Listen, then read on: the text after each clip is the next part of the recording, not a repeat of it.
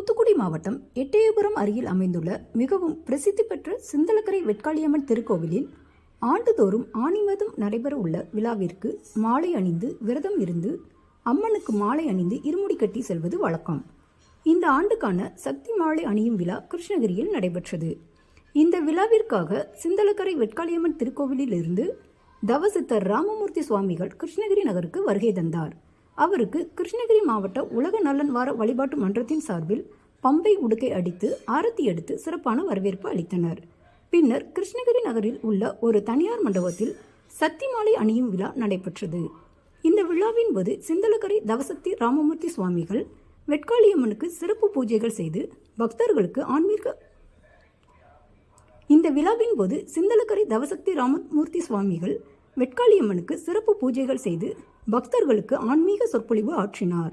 தொடர்ந்து பக்தர்களுக்கு அருளாசி வழங்கி ஆனி மாதம் நடைபெறும் ஆணி திருவிழாவில் இருமுடி கட்டி வரும் பக்தர்களுக்கு சக்தி மாலையை அணிவித்து அருளாசி வழங்கினார். அப்போது மாவட்டத்தின் பல்வேறு கிராமங்களில் இருந்து ஆயிரக்கணக்கான பக்தர்கள் கலந்து கொண்டு மாலை அணிந்து கொண்டனர். மேலும் இந்த விழாவின் போது சிந்தலக்கரை வெட்காளியம்மன் திருக்கோவிலின் துணைத் தலைவர் திருக்குமரன், மாவட்ட தலைவர் மாதையன், மாவட்ட துணைத் தலைவர் சக்திவேல் மற்றும் நிர்வாகிகளான மணிவேல், கார்த்திக், பழனி, வசந்தி, கோபி, ரவிக்குமார், வடிவேல், கோபி உள்ளிட்ட ஏராளமானவர்கள் இந்த விழாவில் கலந்து கொண்டனர்.